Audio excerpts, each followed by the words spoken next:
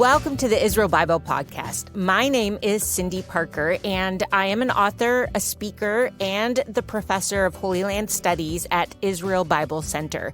I am passionate about reading the Bible in the physical, historical, and cultural context of its day, which is why I love having these geeky conversations with other faculty members of IBC to discover new aspects of the Bible.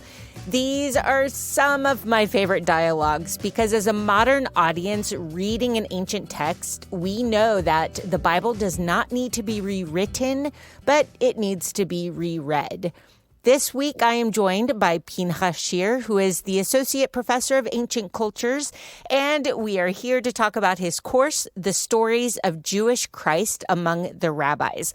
Let's start first with the idea that all kinds of people in the Gospels are calling Jesus a rabbi. What is it that Jesus would have been doing that would deserve that kind of title from people in the crowds?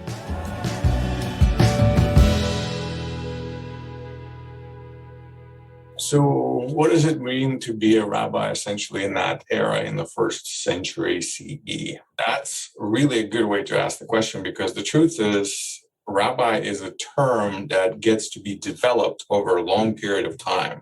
It really is born really in that era. Nobody quite knows what it means to be a rabbi just yet because that has not crystallized. What we can see the best from all the evidence we have, and we have just bits and pieces essentially from that era, is that the rabbi was this itinerant teacher.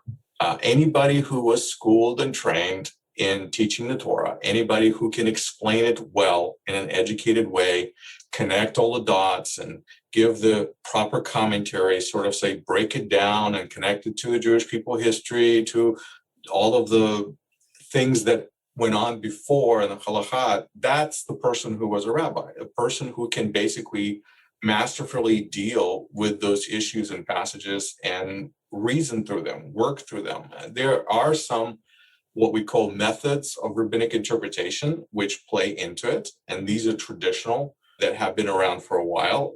They weren't really called those. It's just traditional Jewish exposition and interpretation that the rabbis tend to use. And I guess that's what makes them rabbis. That's what makes them teachers. The fact that people listen to them and the fact that they expect those types of explanations from them. So while in the hearing of the modern person, a rabbi is this religious dignitary who leads services and does circumcisions and weddings and burials and things like that, that has nothing to do with a first century rabbi because there is no established system like that. There is no ordination. There's just this loose term, essentially, a teacher, but then there's many other kinds of teachers. But we're specifically talking about a teacher of the Torah, the teacher of Jewish tradition, who really follows in this tradition of teachers that have been there since the days of Babylon, perhaps, because that's when the community was undergoing a significant change and a challenge to its environment. Think about it, of being torn away from your land, being torn away from your country, from your language, from everything. And all of a sudden you find yourself in a foreign environment and you have to survive. And so you begin transmitting the lore and the tradition and the language and the culture and the customs in a foreign environment. So this is kind of where this idea of synagogues comes about. This is where this idea of these community centers outside of the temple really comes to be. And this is where the idea of the rabbi comes in, because the rabbi is not a priest. The rabbi is, technically speaking, is a layperson. You could think about it that way.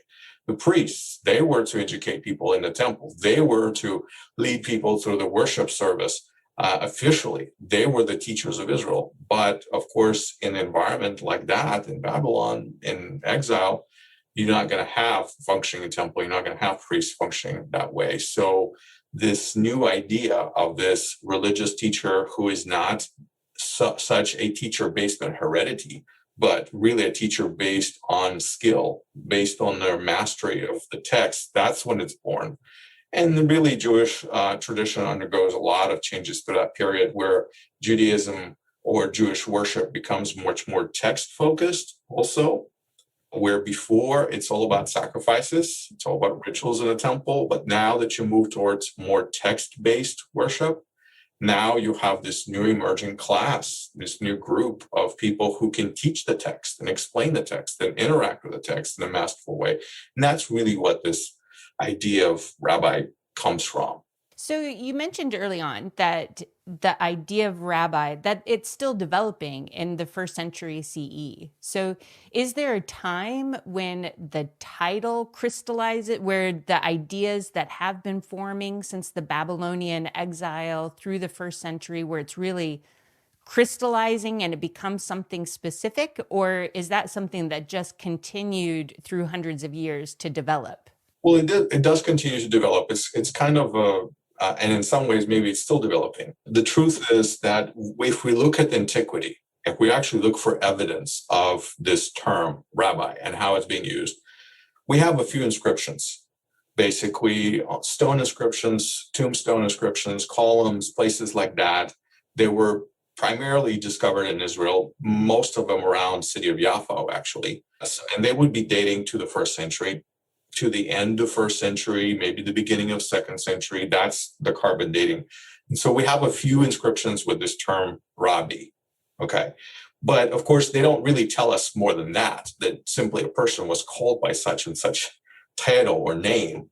And we know what it means. We can trace the etymology. Okay, Rav means great, much, many in Hebrew. And so Rabbi is my great one, meaning a person whom you respect, a person who has much to give, a person of substance. So really a teacher, that's what the teacher is somebody of substance.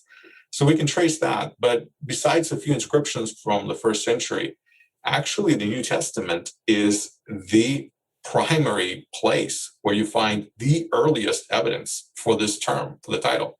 People would think like, well, the rabbinic sources, of course, are going to talk about it. Yes, but rabbinic sources are later. We're talking about second, third century. Yes, Jewish documents from second and third century do talk about what a rabbi is, and so is called rabbi, and they talk about ordination and start beginning this whole tradition. But that's second, third century. Actually, the earliest mentions of the term rabbi in history, New Testament, that's the place. And it's funny for people to think about it that way, that such a Jewish term really would be found in the New Testament. But as ironic as it is, New Testament is the source for this original term, the earliest written documented record that comes really from the Jewish milieu. And that's where we see that. So the beginning of the definition of the rabbi starts with the New Testament, because that's the earlier source. And we do have to look at Jesus because he's constantly being called rabbi. So what does that mean? Well, we kind of set him up as a model, and he becomes the model of what rabbi is supposed to be. But then there's other people. You'd be surprised, John the Baptist was called rabbi too. And when I say that, most people are like, what? John the Baptist? Exactly. So you read this in the gospel, the disciples of John come to him and they call him rabbi. I know we don't think of John the Baptist as a rabbi, because whatever mental image rabbi you have, it's some guy wearing a black hat with curls or something like that.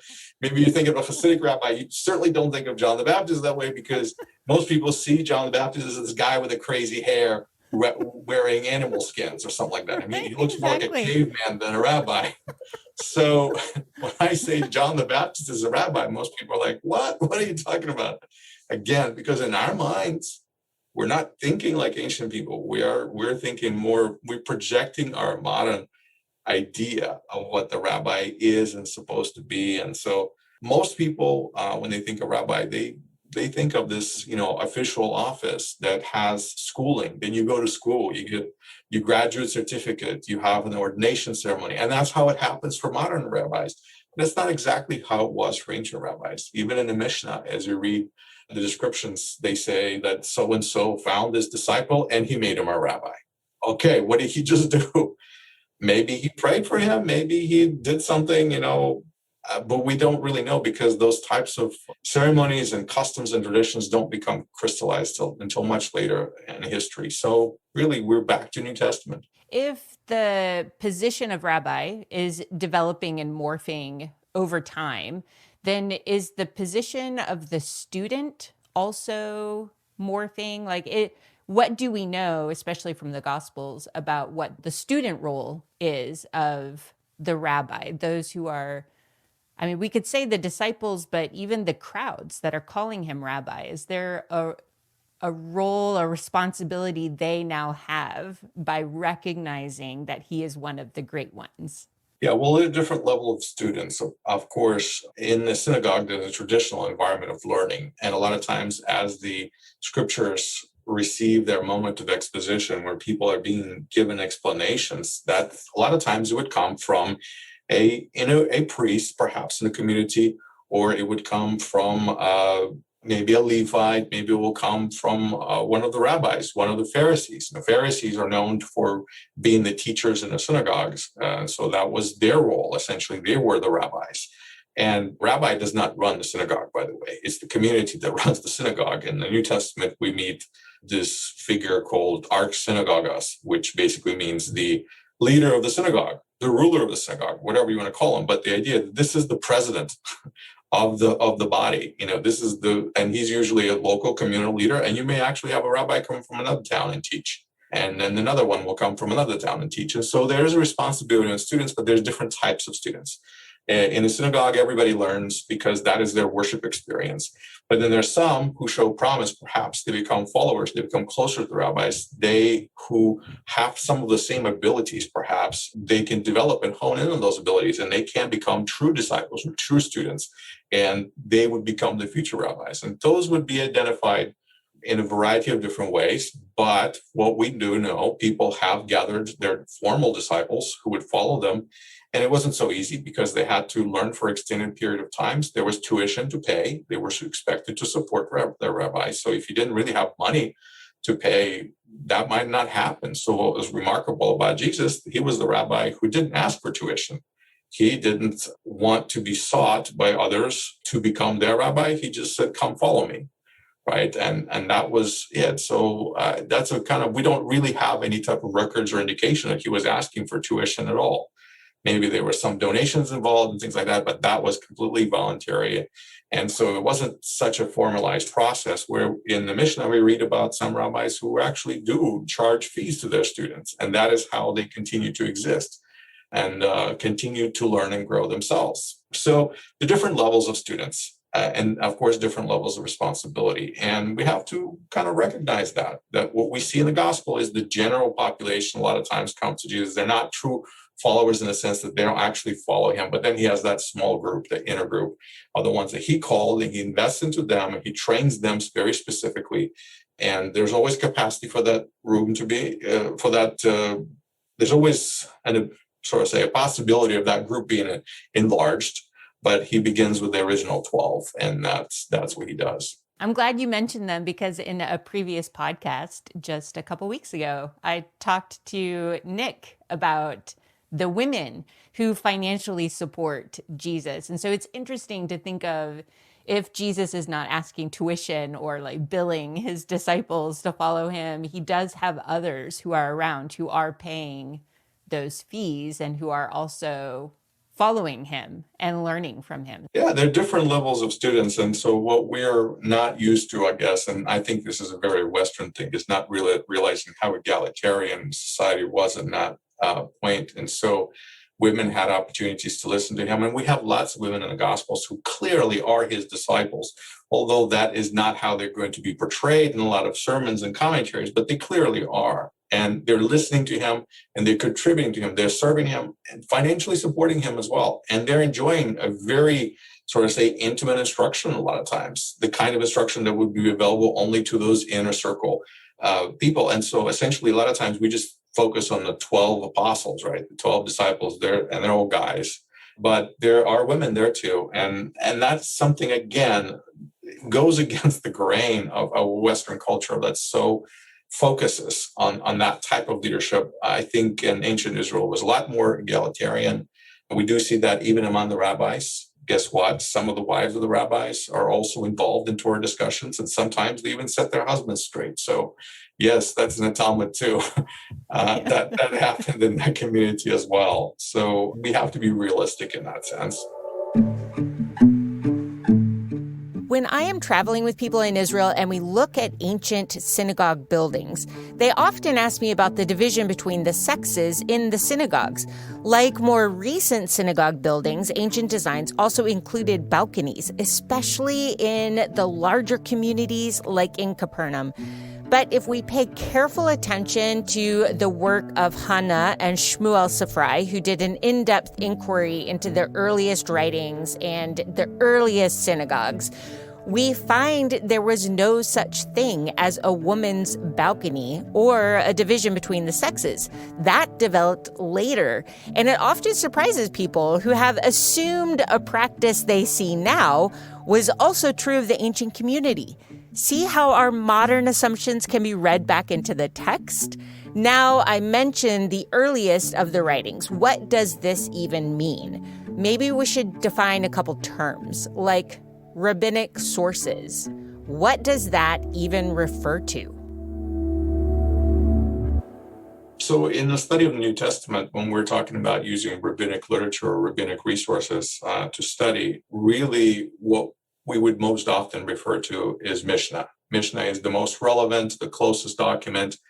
Mishnah is a very interesting writing, although the traditions of Mishnah are basically discussions of rabbis on all sorts of various topics about life and observance and scripture interpretation and sometimes parables and all sorts of sermons. I mean, the amount of material that they discuss is just amazing, and it seems kind of very disorganized, but they have a point. And so what's amazing about that material is that even though they actually write it down in 2nd century sometime, the discussion begins much earlier because there's this idea of oral tradition in Judaism that floats around for a long time. And it goes from the teacher to the student, from the teacher to the student, and it just continues to circle around the community. And the stories are being told and retold and reshaped for generations. And this goes on from, 4th century BCE, and it just travels kind of. These traditions migrate from student to teacher, and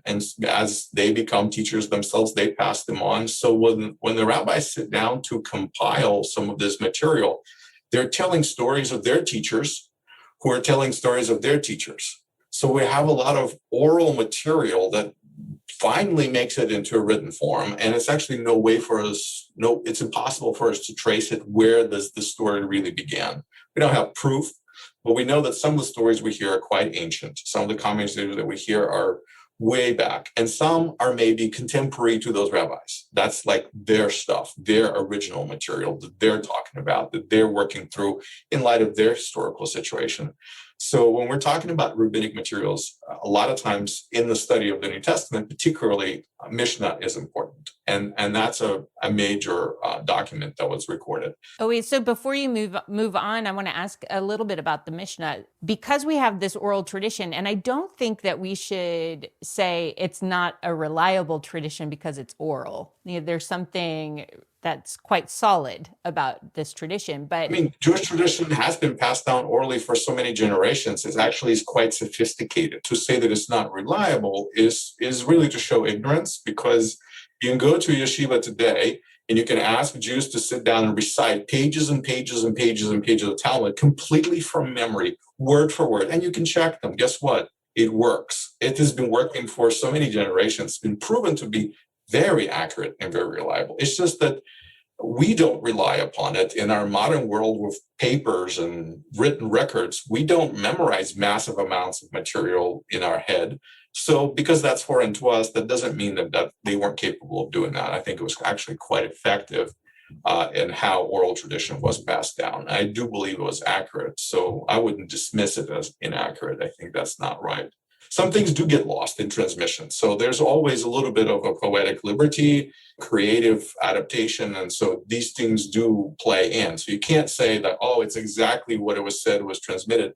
There always is a little bit of that playroom. And if you are able to trace something a little bit more concrete, like documents, then you can see that play. Then you can actually see how the story does change a little bit from time to time, while the main components actually do remain sometimes word for word. And that's what we have actually in the Gospels, is an oral tradition that's finally becomes written down. It just doesn't happen to be oral for a very long time.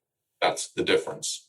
You mentioned that the Mishnah contains parables, and one of my favorite courses when I was doing my graduate work was comparing this massive wealth of rabbinic parables to the parables that Jesus told. And I think that course was the first time I really realized that Jesus was doing what everyone else was doing and pulling from parables. So is it the same, the parables that are in the Mishnah, is it fair enough for us to compare Jesus's parables to those? Or do we have to be very careful to say maybe a century later, rabbis were telling similar stories? Well, we know that the stories are ancient, and we know that some of them go way, way back. So the way I look at it is it's like a genre of literature. It's like, do people borrow from each other? But we all tell the same stories in the same way. So I tend to look at the parables that Jesus tells in the Gospels in very similar ways to how I see rabbinic parables. And I actually love comparing them. And I do that in the course actually quite a bit, where I would quote a parable and I'll tell you exactly where it comes from, and I will tell you a story, and then I will show you the parable from the Gospels. And I would actually say, okay, what's similar, what's different? And what I'm most interested in, what I find to be most peculiar, is to see the methodology. Sometimes the content is a little bit different, like the symbols may be a little bit different, but the methodology of how it's being used, how it's applied, it shows to a very developed and actually sophisticated system of interpretation. There's a method of how you tell a story, and there's always a place for the punchline. And so by understanding the method, you can look for those little elements. And so if you want to understand the parables, then studying other parables is also very helpful. And so not limiting yourself, for example, to the parables just of Jesus in the Gospels, by studying other parables of other rabbis of that era, again, and maybe they were written down a couple hundred years later, but it's still the same type of parables that other disciples remembered and passed on. I think it's a great wealth of information because it gives us reference points that we otherwise would not have. We're not looking at Jesus just as his own kind of unique island unto himself. We're reading him in context of a greater culture, which is how things really happen in the real world. Yeah, you're amazed by the connections that you were able to make. And I think a lot of people are as well. And so for that purpose, I actually do bring quite a few of those into the course. Yeah, which I think is such a valuable gem to the course that you teach. Because you set out and focus primarily on the methodology, it's like giving people a way to understand parables and then sets them free to continue to go and look and explore. And I think that is so valuable. That's kind of my own personal methodology, is teach a man to fish, sort of thing. And then besides me having to explain everything to people, I think I'd like to teach them how I understand it, what the mechanics behind breaking it down. And then they can do the same thing in their own study. So kind of giving people the tools to use. And so rabbinic literature is a tool in the study of the Gospels in particular, in my opinion. Some people shy away from it and they say, oh, it's much later, it's anachronistic, you're really taking things out of order. Jesus said this in first century. These rabbis are talking about this stuff in second century, third century, sometimes fourth, fifth century material that I bring into the study. And I say, look, some of these traditions are much more ancient than Jesus. Just because they were passed down orally for such a long time doesn't invalidate them. So yes, the truth is we don't know when they started, but it's fun to compare them and to open up these avenues of possible connections that we can find, because that's what we're trying to do, is we're trying to grapple with a very ancient text written by people who did not think like we do. And so just to have these points of reference, it allows us greater assurance that we're on the right path, that we're following within the right stream of logic, so to say. And that's what I think studying rabbinic materials, to me, personally helps.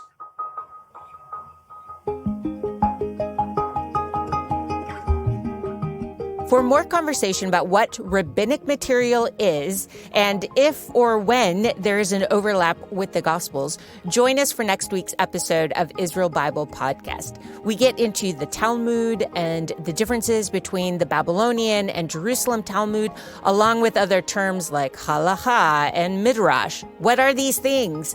This all leads us back to the Gospels and how to understand Jesus among the rabbis. So don't forget to like us or subscribe on Apple Podcast, Stitcher, and Spotify, or wherever you happen to get this podcast. You do not want to miss out on future episodes. And to dive deeper into Professor Shir's idea, sign up for his course using the link in the episode notes. If you like what you've been hearing here on the Israel Bible Podcast, would you let other people know about us by sharing a link to this episode on any of your social media platforms? Thank you for helping us spread the news about what is available at IBC.